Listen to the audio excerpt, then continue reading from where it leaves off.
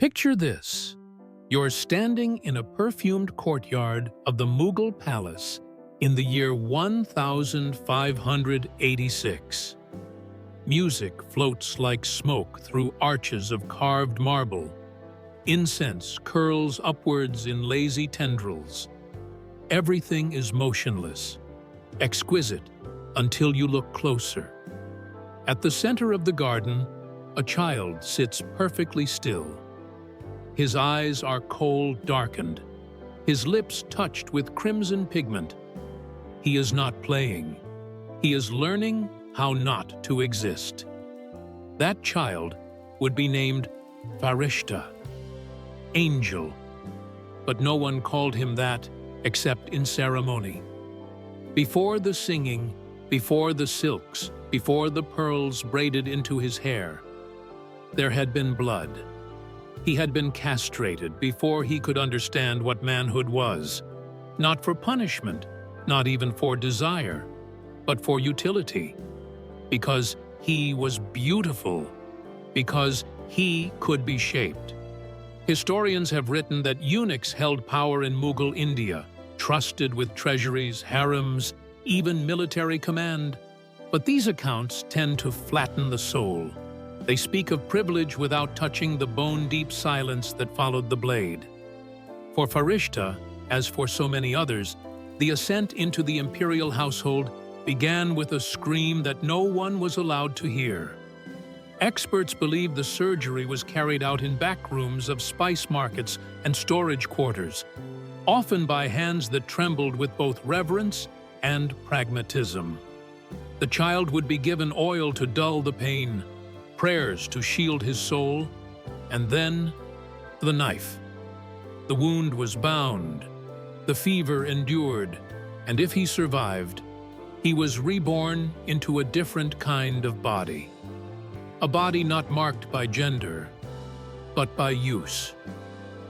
Farishta survived. In the months after, he was kept in the women's quarters, away from the boys who climbed trees, and shouted and bled into manhood. He learned how to pour wine without spilling a drop, how to smile just enough, how to walk as though the earth did not bear his weight. His voice, preserved in unnatural soprano, earned admiration. His hands, trained instruments and gentle gestures, were praised as divine. The emperor's vizier once wrote that eunuchs were the guardians of thresholds, neither man nor woman, belonging to a sacred in-between. But thresholds are made to be stepped over or shut against. They are not meant to be lived on. Farishta was 12 the first time he was told to wear the peacock robe, the costume of a goddess in court performance. It shimmered blue and green with real gold thread, and when he stepped into it, something inside him receded, like a tide pulling away from the shore. He danced under the gaze of generals, poets, and scholars. They clapped. They smiled. No one asked him how it felt to move in shoes not made for his feet. The transformation was nearly complete, but the story that unfolded next would carry him far beyond the stage. Because one man in the court, a man who had studied Persian rites, who believed himself chosen to unify the earthly and divine, would come to believe that Farishta was not just beautiful. He would come to believe the boy was a living goddess. And for those who claim divinity in others, the next step is always the same: possession. It began not with a command, but with a look. The man who watched Farishta from behind a lattice screen was named Malik Ambar, a scholar, soldier, mystic, and, in the eyes of many, a visionary. Born in Ethiopia and sold into slavery before rising through the Deccan courts to become one of the most influential figures of his era, Malik had seen the inside of more cages than most men ever escape. He understood what it meant to be unmade, remade, rebranded in the currencies of empire. Experts often describe Malik Ambar as a strategist, a military genius even. But few speak of his obsessions, and Farishta became one of them. There are no official documents linking their names, no paintings capturing them in the same frame. But archival records note a sudden shift in Farishta's daily assignments around this time. He was reassigned from ceremonial music halls to private chambers, from group performances to solo recitations, from goddess on the stage to goddess in a throne room, seen only by one man. According to court logs, the shift occurred after the Festival of the Lotus Moon. It was a night of elaborate pageantry, where dancers portrayed the pantheon of divine consorts. Farishta had been cast, not accidentally, as Mohini, the female incarnation of Vishnu, a deity whose beauty seduced even the gods. Wrapped in indigo gauze and spun gold, Farishta's image was not a performance. It was revelation. That night, Malik reportedly left his seat before the final act. What followed was a slow, devastating unraveling of the boy's already fragile identity. Servants were instructed to redesign Farishta's garments, no longer the shared wardrobe of performance eunuchs, but exclusive robes of silk and musk, modeled after celestial women described in Vedic epics. He was given jewelry not to be worn in dance, but in daily life. Pearls for breakfast, rubies for reading poetry aloud. He was told, gently at first, that Mohini did not end with the play, that her essence lived in him, always had, that this was a sacred duty, to embody the divine, to remind men of beauty's higher truth. And Farishta, who had been shaped since boyhood to please, to obey, to disappear, tried to believe it. But the body remembers what it is not. Historical records from this period speak in euphemisms: intimate retinue, divine keeper, celestial companion. But the reality was more brutal. Farishta became a private figure in a public court, both elevated and erased. His presence signaled spiritual refinement for the court, but his personhood became a blur, less than consort, more than servant, neither child nor woman, only vessel. Witnesses later recorded seeing him flinch when touched, though he always smiled. His footsteps were almost soundless. He avoided mirrors. There are hints that not all courtiers agreed with Malik's transformation of the boy. A Brahmin advisor reportedly referred to the whole arrangement as unsanctioned elevation. And in letters discovered in the library of Bijapur, one Sufi mystic warned of the dangers of worshipping mortal flesh. But no one intervened, because no one ever does. And so, while the empire watched border skirmishes and celebrated trade victories, a quiet tragedy unfolded inside the palace walls. One boy, neither slave nor free, neither male nor female, neither adored nor abandoned, was being unmade day by day under the guise of holiness. He had once been told he was special. Now, he was being told he was sacred. The difference, he learned, was that specialness invites attention. But the sacred? The sacred cannot say no. By the age of 15, Farishta no longer answered to that name.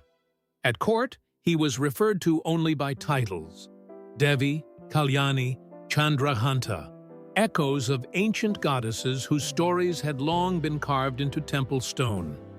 His old name lived only in the breath of a few servants, spoken softly, if at all, when they remembered who he had been. To outsiders, he was a marvel. Persian ambassadors described him as a vision in saffron and fire. His presence cited in diplomatic letters alongside details of silk exports and military appointments. European traders, unused to the codes of Eastern courts, believed him to be a royal wife, hidden behind ritual. No one wrote of him as a boy. But behind the veils, Farishta was fragmenting. He had been taught to smile while his body ached from hours of forced posture training, to walk gracefully while bruises bloomed under his robes from ceremonial bindings meant to refine his silhouette. He had no breasts, no womb, no true voice anymore. But that didn't matter. Those in power saw only what they wanted to see: the shape of beauty, the imitation of femininity carved into flesh, pressed into bone. According to surviving texts in regional archives, Malik Ambar began commissioning devotional hymns composed in Farishta's honor. In one of them, he is described as the moon reborn in flesh, she who draws the fire from men and makes them quiet. Priests were paid to chant these verses in the temple courtyard at dawn. A likeness of Farishta, not painted but sculpted in marble, was placed in a side shrine beside actual deities. This was not adoration. This was ownership disguised as awe. Experts in Mughal court politics point out that Malik's position was far from secure during this period. His influence was growing, but it threatened older nobles, and some whispered that he lacked the bloodline to truly claim royal status. Elevating Farishta, turning a eunuch into a goddess, became part of his performance of power. If he could remake a boy into divinity, what couldn't he do? So Farishta was displayed. Not often, not brazenly, but enough to serve as symbol. He sat beside Malik during poetry nights. He appeared at the edge of court ceremonies, veiled but unmistakable. And each time, he was dressed in fabrics more elaborate, colors more blinding, jewels that once belonged to dead queens. He walked like myth, but his feet bled beneath the hems. There is a record from a Portuguese merchant who glimpsed him at a garden ceremony and wrote, "There was a woman of such strange loveliness I could not speak, but I was later told she was not as she appeared. Her eyes were alive, but they did not look at us. She looked through us, as if searching for something lost long ago." Farishta's transformation by then was nearly total. He no longer slept in the shared quarters of the eunuch staff, but in a private chamber with embroidered walls and 7 scented pillows. He was attended by female servants who spoke to him in ritualistic terms and never used his former pronouns. Food was served in silence. Mirrors were covered. He wrote poetry, some of which survives, under pseudonyms, mostly devotional, sometimes cryptic. One line reads, "I am not the statue you see, I am the shadow beneath it." But even statues crack. Even shadows reach for light. As Malik prepared to launch new campaigns to consolidate his military power, he announced a grand ritual, a celestial marriage. Not his own, but Farishta's. The bridegroom would be the moon god Chandra, and Farishta, now publicly named as the goddess Mohini, would be symbolically wed to the heavens. It was intended as a spectacle, a union of empire and myth, a final act of transformation. But beneath the garlands and chants, something broke, and the fracture would not be contained. The night of the celestial wedding was unlike anything the Deccan court had ever staged. The preparations took weeks. Thousands of jasmine blossoms were woven into archways shaped like celestial constellations. Oil lamps, numbering more than 10,000 according to court scribes, were lit in long, trembling lines from the palace gates to the inner sanctum. The air smelled of rosewater, sandalwood, and anticipation. Holy men were summoned from as far as Benares. Astrologers calculated the most auspicious hour. Musicians rehearsed ragas meant to honor divine unions. And at the center of it all was Farishta. He was no longer a boy. He was not a man. He was not strictly speaking, alive in any way he recognized.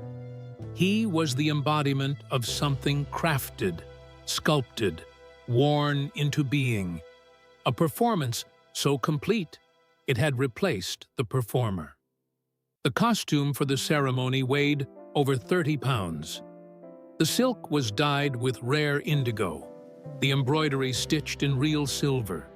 His veil was 6 feet long, anchored with sapphires. On his wrists, gold bangles clinked like shackles.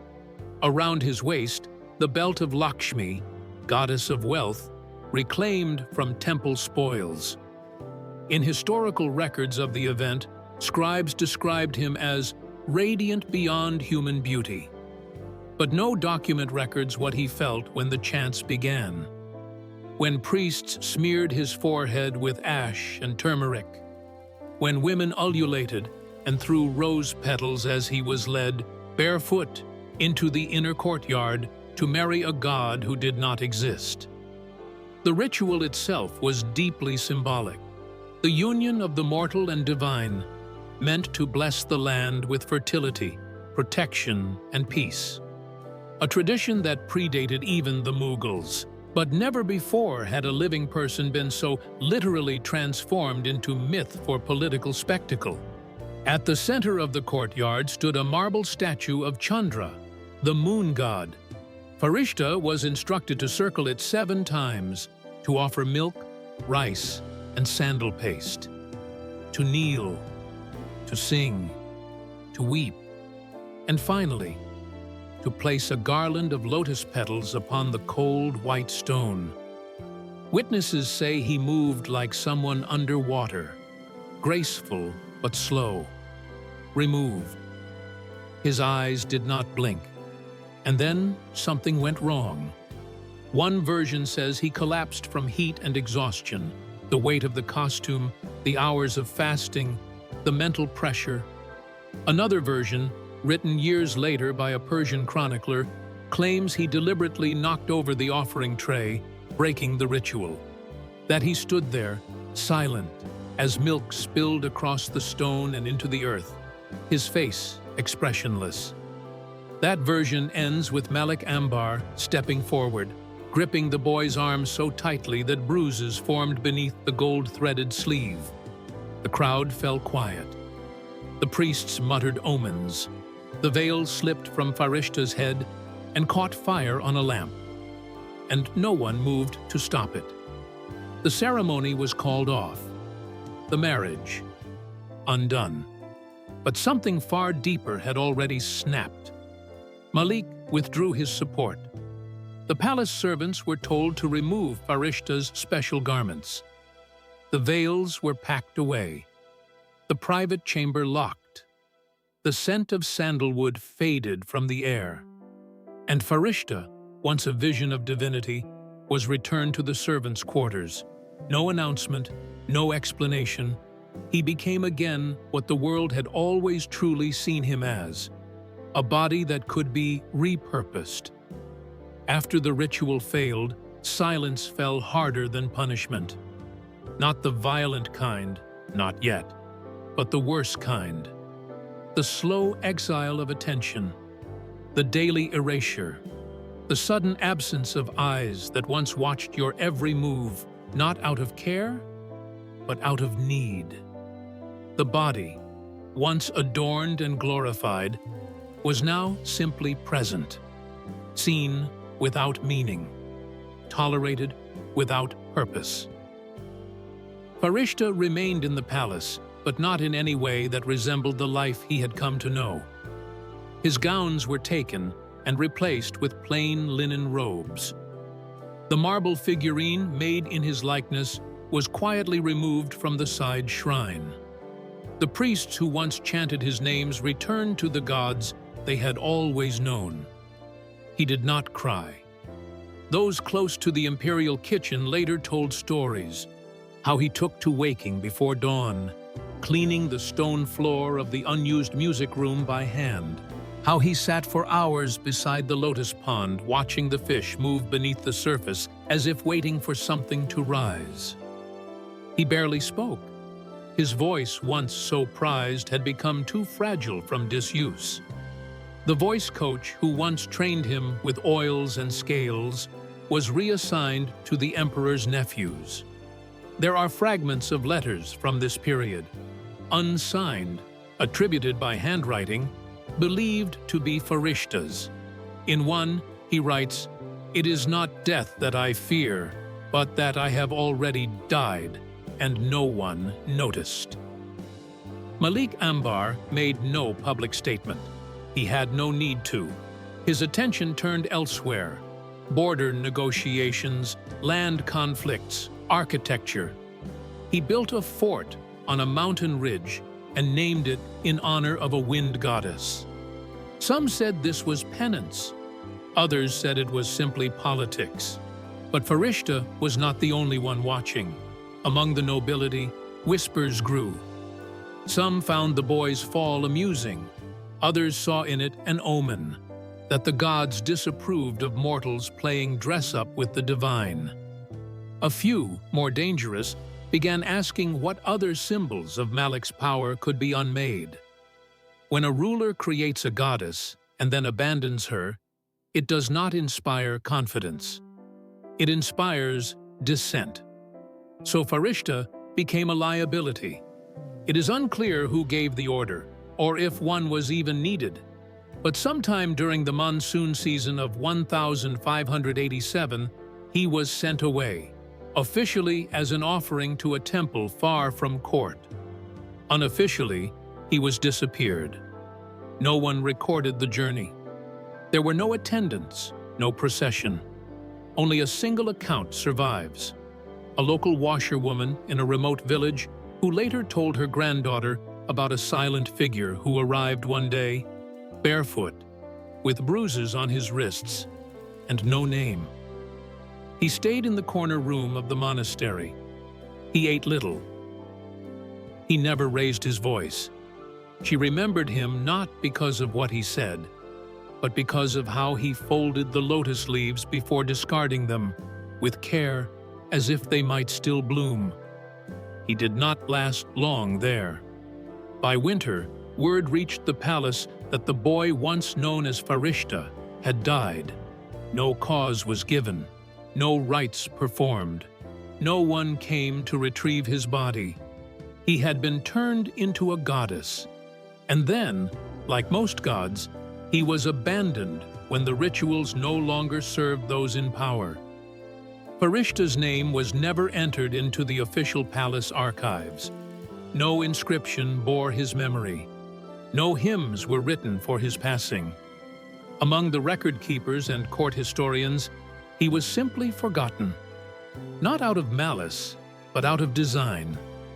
He was never meant to be remembered as a person. He was meant to be a mirror, and mirrors, once cracked, are removed. But in the margins, in the private letters of disgraced concubines, in the footnotes of Sufi journals, in the offhand recollections of a Portuguese traveler who once glimpsed a creature both divine and broken, a thread of his existence remains. Historians now speak more openly about these silences. They trace the outlines of vanished lives in bureaucratic voids. One researcher described Farishta's story as a hollow shape in the palace. Everything else had a name, but this pain did not. In academic circles, his case has become a lens through which to study the weaponization of gender, the aesthetics of power, the commodification of the sacred. But what do those words mean to a boy who was never allowed to become a man? Who was told that his suffering was beautiful, that his compliance was divine? What remains of him now is not his image, but his echo. The faintest suggestion of agency in the moment he tilted the offering tray and let the ritual collapse around him. That act, whether deliberate or accidental, was the only resistance he could muster. It was not enough to stop the machinery that consumed him, but it was enough to mark the moment when he ceased to be a symbol and became, if only for a heartbeat, a person again. His body was buried somewhere outside the monastery walls, near a mango tree that no longer grows. There is no tomb, no stone, only earth, and yet the story survives. Because behind every golden curtain, beneath every mythic transformation, there is someone trying not to disappear. Someone with a heartbeat and a memory and a name that doesn't fit inside the titles imposed on them. Farishta was not divine. He was not sacred. He was not chosen. He was just a child. One who was turned into a goddess because a powerful man needed to believe that beauty could erase what he had done. One who was forgotten because remembering him meant admitting the lie. One who died in silence because silence was all that had ever been allowed. Let his name be spoken now.